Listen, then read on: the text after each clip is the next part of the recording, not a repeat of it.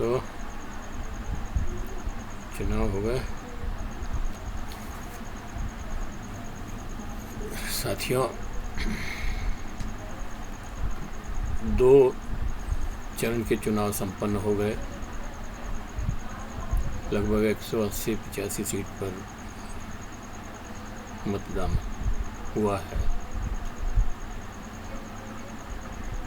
राजस्थान, केरल, तमिलनाडु, त्रिपुरा जैसे कुछ प्रदेश जो है कि चुनाव सारी सीटों पर हो गए।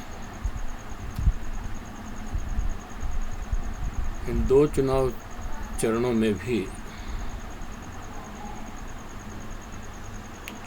चुनाव किस दिशा में जा रहे हैं और चुनाव के परिणाम क्या होने वाले हैं, इसका एक अंदाज हो जाता है। वोटिंग कम हो रही है, वो उत्साह नहीं है लोगों में, लेकिन बहुत सी जगह अच्छी वोटिंग भी हो रही है। त्रिपुरा में 75-77% वोटिंग हुई है। बंगाल में 75-76% वोटिंग हुई है, 78%। आसाम में भी काफ़ी अच्छी वोटिंग हुई है। तो ये नहीं कह सकते कि पूरे देश में चुनाव का माहौल नहीं है या चुनाव में उत्साह नहीं है। कुल मिलाकर के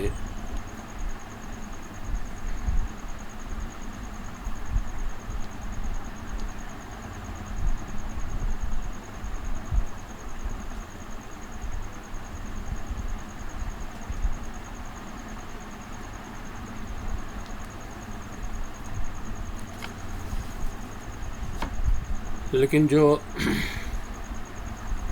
चुनाव हुए हैं, राजस्थान में 25 सीटों पर चुनाव हो गए और 25 सीटों में से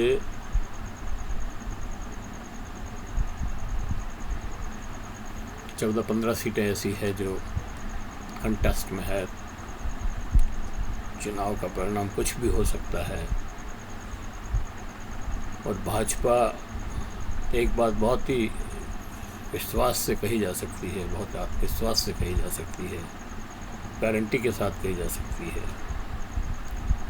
कि भाजपा इस बार 25 की 25 रिपीट करने वाली नहीं है।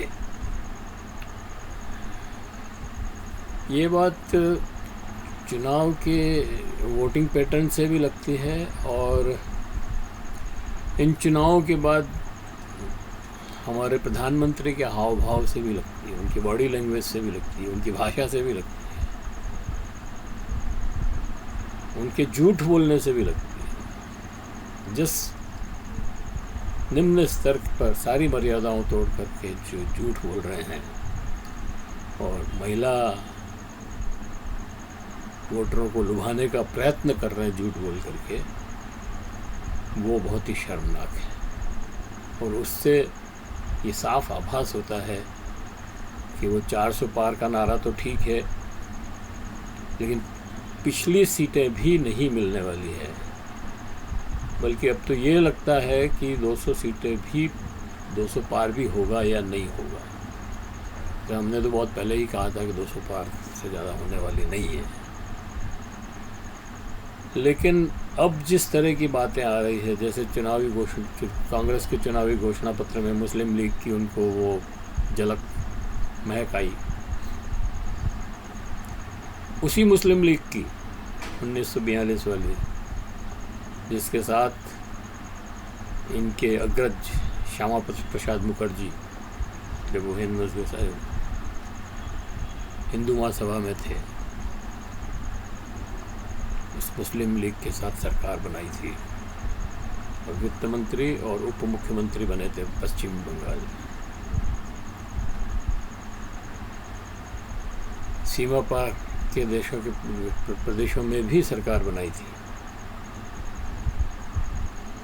अब उसी की बू आने लगी है प्रधानमंत्री।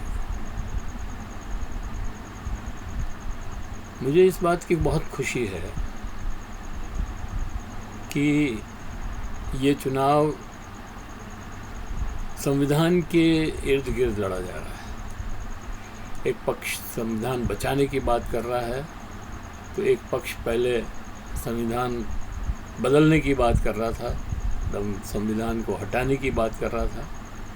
वो पक्ष अब बढ़ चढ़ कर कह रहा है कि कोई ताकत संविधान नहीं बदल सकती, हम संविधान नहीं बदलने देंगे। आप देखिए कितना फर्क है। और संविधान पे क्यों, संविधान मध्य में क्यों आया? इसीलिए आया ना कि इनके ही सांसदों ने कहा था कि हम संविधान बदलना चाहते हैं, इसलिए 400 सीटें दो, हमें 400 सीटें चाहिए।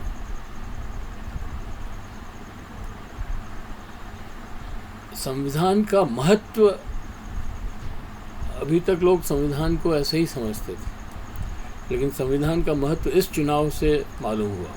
लोगों को नीचे तक, गांव तक पेनिट्रेशन हुआ। ख़ास तौर से शेड्यूल कास्ट, शेड्यूल ट्राइब और ओबीसी वर्ग के अंदर संविधान की बात गई, और उनको लगा कि अगर ये संविधान हट जाएगा तो हमारे लोकतंत्र का, हमें जो वोट का अधिकार है, जो हमें जो कुछ विशेष अवसर मिले हैं पढ़ने के, रोज़गार के, वो सारे छीन लिए जाएंगे, ख़त्म हो जाएंगे। और उसी को काउंटर करने के लिए प्रधानमंत्री जी ने कल इनरहेंट टैक्स, विरासत टैक्स लगाने की बात कही कि वो कांग्रेस आएगी तो विरासत टैक्स लगा देगी और सबके मंगलसूत्र तक छीन लिए जाएंगे और उन लोगों को दे दिए जाएंगे जो ज़्यादा बच्चे पैदा करते हैं, जो अल्पसंख्यक हैं। तो मित्रों, ये तो बहुत झूठ बात है। ऐसा कांग्रेस के घोषणा पत्र में कहीं नहीं लिखा है कि हम विरासत टैक्स लगाएंगे।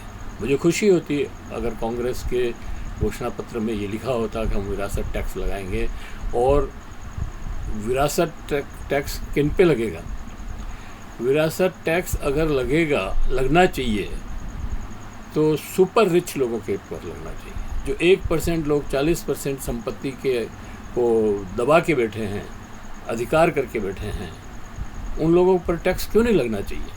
मेरा सवाल ये है कि हम तो समाजवादी हैं। जब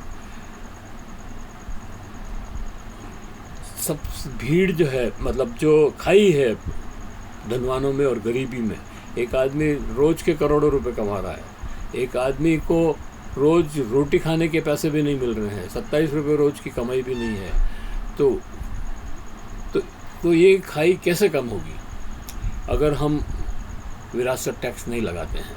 विरासत टैक्स लगाएंगे तो वो पैसा जो आएगा वो इन गरीब लोगों के ऊपर खर्च होगा। और विरासत टैक्स के लिए जो भ्रम फैलाया जा रहा है प्रधानमंत्री के द्वारा, वो तो बहुत ही शर्मनाक है, घटिया है, क्योंकि वो सब पे नहीं लगने वाला है, गरीब लोगों पे नहीं लगेगा। वो सिर्फ और सिर्फ उन लोगों पर लगेगा जो करोड़ों नहीं अरबों रुपए के मालिक हैं, और वो मतलब 1% लोग भी नहीं होंगे। 20-25 लाख लोगों के ऊपर टैक्स लगेगा। जो विरासत टैक्स है वो लगना चाहिए, और उससे जो आमदनी होगी वो शिक्षा पे, स्वास्थ्य पे, रोज़गार पे और लोगों के लाइवलीहुड पे खर्च करने के लिए चाहिए। तो इसमें बुराई क्या है? प्रधानमंत्री उसको दूसरा रूप दे रहे हैं और डराने का काम कर रहे हैं, वो एक अलग बात है। लेकिन हम समाजवादी लोग इस बात से को चाहते हैं कि विरासत टैक्स लगाया जाए, सुपर रिच टैक्स लगाया जाए, और उस टैक्स से लोगों के जीवन को सुधारने का काम किया जाए। यही तो नया संसार बनेगा, नहीं तो नया संसार कैसे बनेगा? किसी भी तरह की भेदभाव नहीं हो।